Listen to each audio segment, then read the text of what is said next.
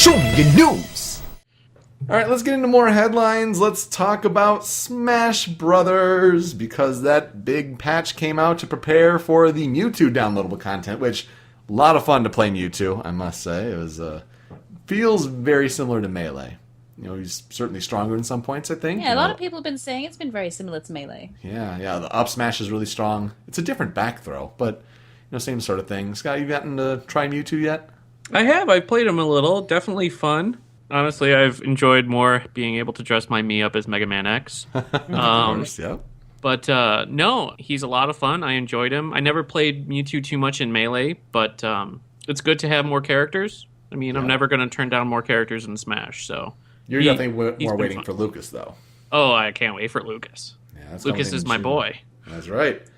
So, an individual known as Shiny Quagsire23 on the Smash Brothers Reddit, who apparently does have a history of going into 3DS data mining, pulled out names of files on the 3DS, and oh boy, it kind of set the Smash Brothers world afire. Ablaze? Like a Roy up B from Fire Emblem. Oh, jeez, those puns. Like, seriously, would we really need a fourth Fire Emblem sword wielder with Marth, Lucina, Ike, and Roy? And yeah, Robin's a little different. He uses the magic, but basically the idea is there's files here for Mewtwo, for Lucas, which we both know those, Roy with, stage and winning music, the Fire Emblem, it's the exact Fire Emblem, victory music that we know, and also Ryu. And people are thinking like, Ryu Hayabusa from Ninja Gaiden? Maybe that? Nope, just Street Fighter 2 rips from the Super Nintendo. Like Street Fighter Ryu. See, I would be happy with Street Fighter Ryu in there. Roy, as you say, we have a lot of Fire Emblem characters in there, and I never really got along playing as Roy in Melee or anything. But Ryu, I think, would be quite interesting. If they do him right, if it is a thing, then he could at least be very good, fast-moving, responsive, and I think that could make for a few fun matches. Basically, kind of like a more intense Little Mac, kind of. It's true. Little Mac with some kick moves thrown in. And less side B. And Hadoukens. Yes, no, Hadoukens. Side B, yeah. He would have Hadoukens. And Yes. We could think of what his moveset would be. Side B could be Hadouken. Down B would be Tatsumaki Senpukyak. I think the up B would be... Shoryuken. Definitely Shoryuken. Yeah. And maybe you charge the B to get in some of the EX moves from Street Fighter 4. Oh, that's a possibility. Just to add some speed and power to his attacks. Lucas had something similar in Project M. I would have said something like that would be like a Final Smash sort of thing. But you get a Smash Ball and he could have a really good finishing move that comes off from that. I would see that being more of that. A lot of his supers from Street Fighter 4 would just be a bigger Hadouken, the Shinku Hadouken, yeah. Or a Metsetsu or something like that. Or maybe he turns into Akuma. Or Oni. Akuma could be a different skin for him. Ryu turns into Evil Ryu when he succumbs to the no Hado or the evil Hado or whatever. Something like that. I do remember that, but I just think it would be fun to have Akuma as a different skin and then have Ken as a different skin. That would definitely happen. Yeah. Now, of course, this is all still rumor, but it's apparently been verified that these files do exist in the 3DS patch as placeholders, almost just waiting there, and it makes you think this was clearly done before stuff like the Smash Brothers ballot. They couldn't obviously have taken anything from that. So maybe we get more DLC after that. Maybe we see something at E3. I guess Sakurai is going to attend this Fire Emblem 25th anniversary sort of concert in Japan, which is in late July. Sakurai's a big Fire Emblem fan, but you wonder, is that maybe the place they would announce Roy? It's so strange. Out of those two characters, I don't think I would have expected either of them to possibly show up as future DLC, if that is indeed the case. Mm-hmm. As long as, if you keep that Hadouken motion, instead of just, side B, maybe, add a little more power to the Hadouken, because, you're actually putting in the right input or something like that. I don't know. Yeah. just a thought. Just a thought. Yeah. So, gosh, that's something. That was really something I did not expect to see. And yeah, we've seen weird Smash hoaxes in the past. We saw the whole Rayman bit and how that was all fabricated. But this looks to have a sense of maybe legitimacy to it. We'll see. Yeah, there was talk about a possible new Vita being trademarked. So people were like, oh, the Vita 3000. And then it turns out like it's really just an update sort of to the trademark. Maybe like they're changing the position of buttons or whatever. I mean, it looks like the actual start and select buttons would be more circular, whereas they're more stretched horizontally ovals right now. But people were just going ape, really. Not ape escape? Ape shit. Good games. Yeah. Ape Something like Escape's that. great. They need to bring back. But they're going crazy like, oh, what would be in a future Vita? And I just wanted to get your thoughts quickly on like if you wanted a new successor to the Vita or at least an updated model, like what do you think the Vita needs to just really become the perfect machine? A re-release of Parappa the Rapper. There you go. L2, R2 that aren't on the back touchscreen. Absolutely. Yes. Like it's a must for the remote play. If you're going to make that work, you need to have a controller that can properly emulate, or at least like do a DualShock 4 tethering or something like that to it. Something that doesn't have such crappy connection issues when you're trying to connect to the PS4 and play games on your Vita. Mm-hmm. Would be pretty good as well. Yeah, and that's weird. Like They improved that though. I've heard that it's the Vita PS4 connection's improved and can actually do 60 frames per second now. right, Really? and I think that might only because I'm going to boot up my Vita just for this, but I think there's an option that people discovered on NeoGAF. If you go to the settings on Vita and you scroll all the way down to power save settings, the use Wi-Fi in power save mode option is checked by default, and apparently that like limits the overall top Wi-Fi speed that the system can have. Like it's some limitation in like the chip, so you want not to have that Wi-Fi and power safe mode setting checked. You want to uncheck that. And that'll apparently help the Wi-Fi speeds of the Vita, especially when you're trying to do remote play. But you're right. I mean, the L2 and R2, it's sorely missing. Even if you had to do like a click for, the L3 and R3 in your analog sticks to help with that. I think it needs an HDMI out as well. That's a big help. But then it kind of goes against the whole PlayStation TV device that they released to have a PlayStation Vita-like system connected to the TV, and of course you got to get those proprietary memory cards out of there. Like that's the thing that killed the Vita. Mm-hmm. Is you have really expensive Sony memory cards, like Sony generally tries to do, but yeah, to have memory cards that expensive, like that's why people didn't really buy into the Vita. And if you do have a Vita, you love it. It's a great system, but it's another system that like people buy a lot of games for, but it's just people getting them to buy it in the first place. So Rachel, what is Valve up to in the Steam space?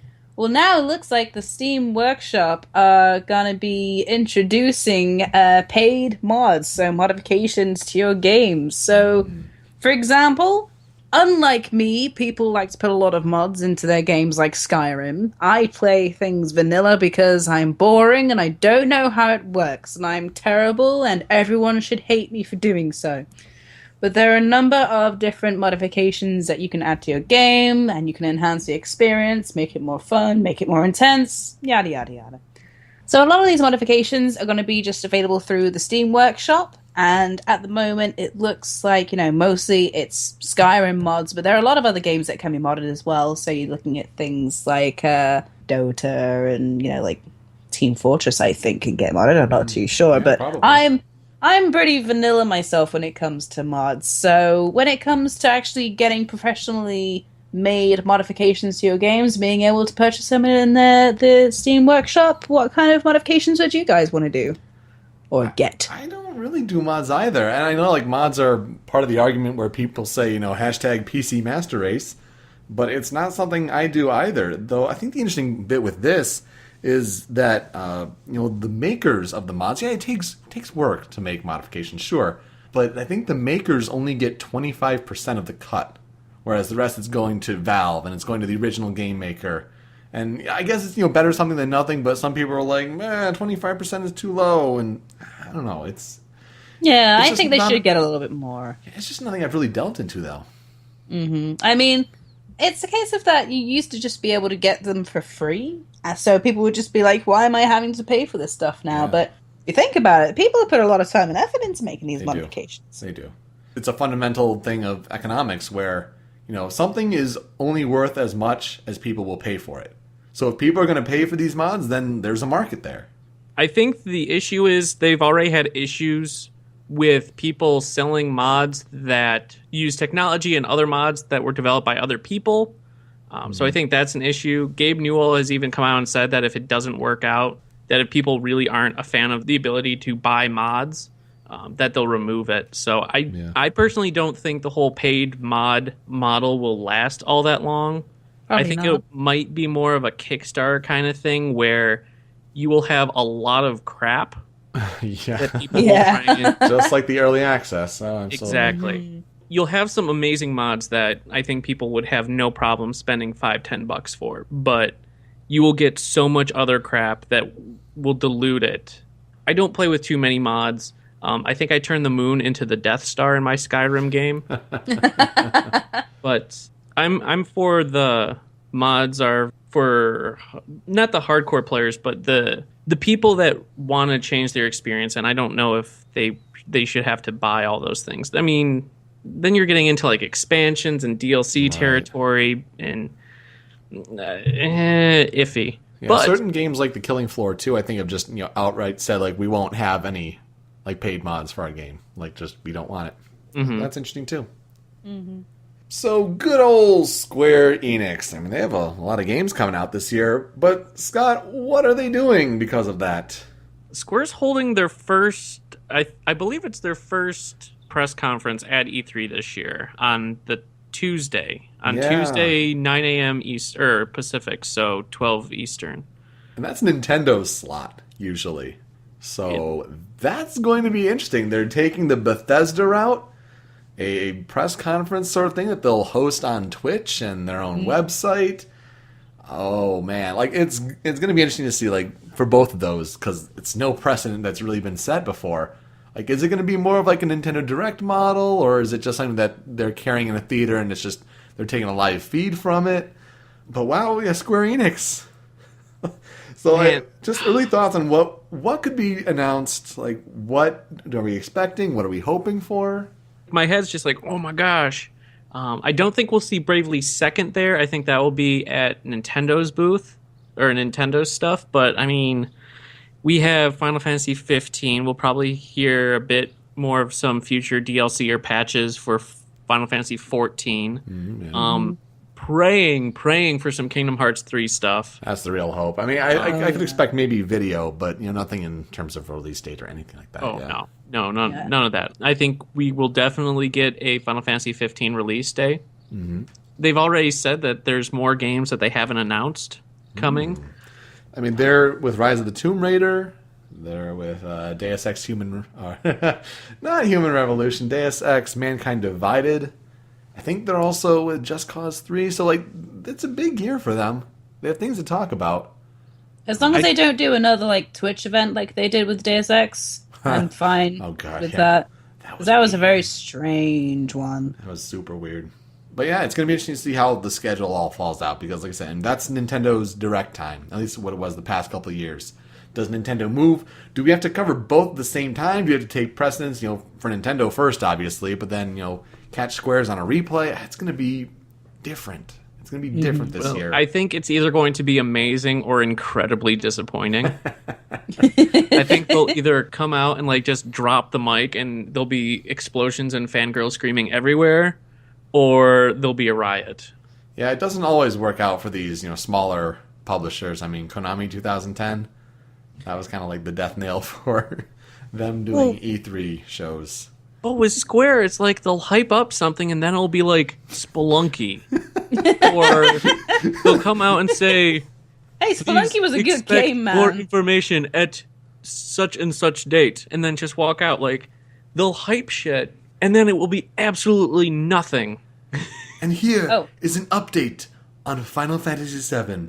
Yeah, for fuck those PlayStation guys. 4. You remember The the one PC based port. off the PC version? Yeah, that's just I was about to bring that point up. It's like, Yeah. hey, Square, this year, how about fuck you with Final Fantasy VII? Yeah. I almost expect a troll again from them. about Yeah, that. it's not Exactly. even my favorite Final Fantasy, and I still got pissed off at that. That's the thing. They think they're doing everyone a favor, and it's usually just making people angrier at Square. Yeah. But then they'll come out like a few years ago when they did the announcement trailer for Kingdom Hearts 3 just out of the blue. It's like, oh my gosh. That was amazing. That Yeah, was amazing.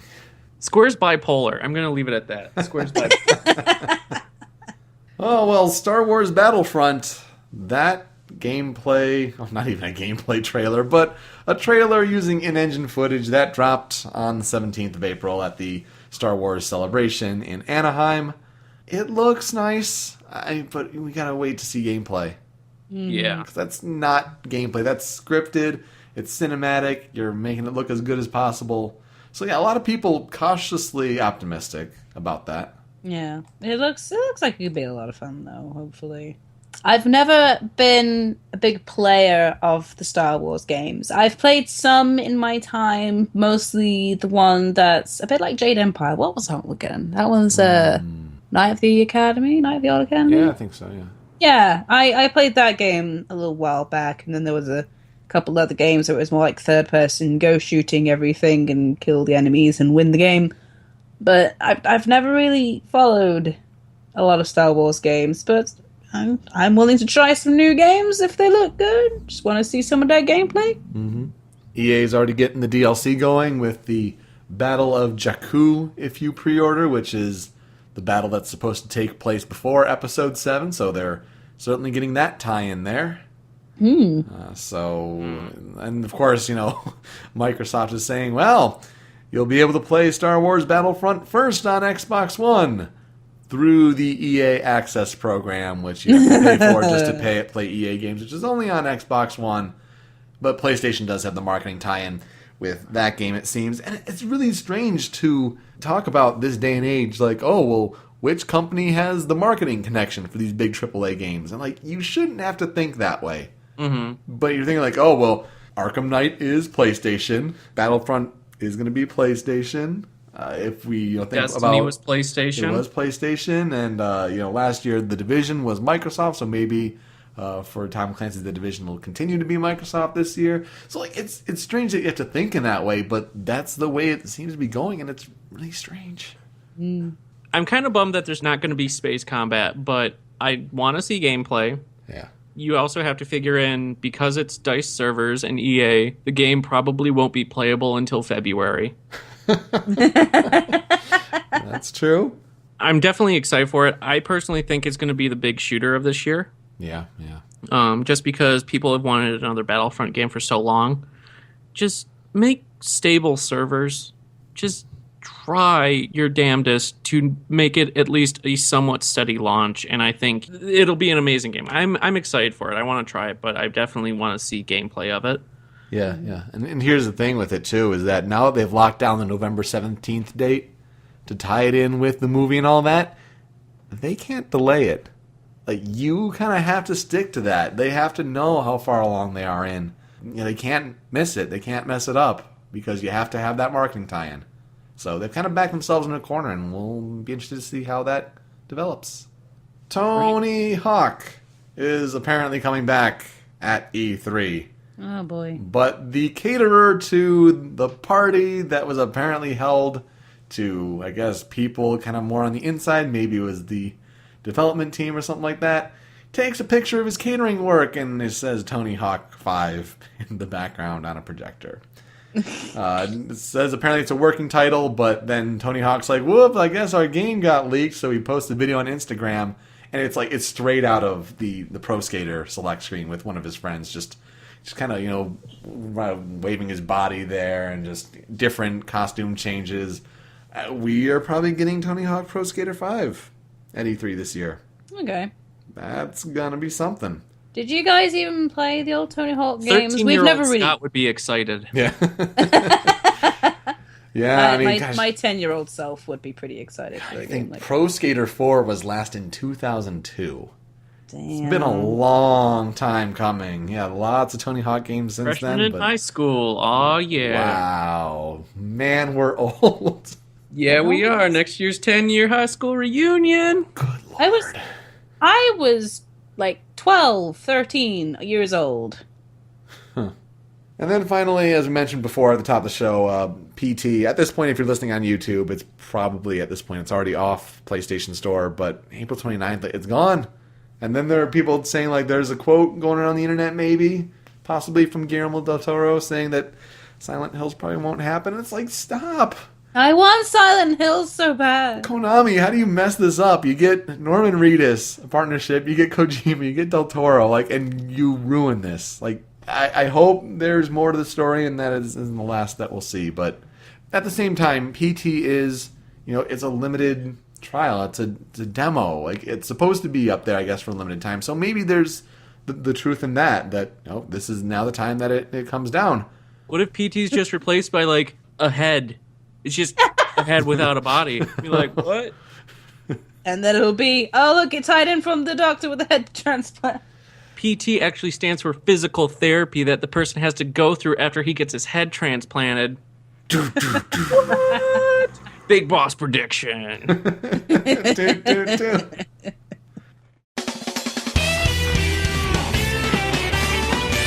Show me your news.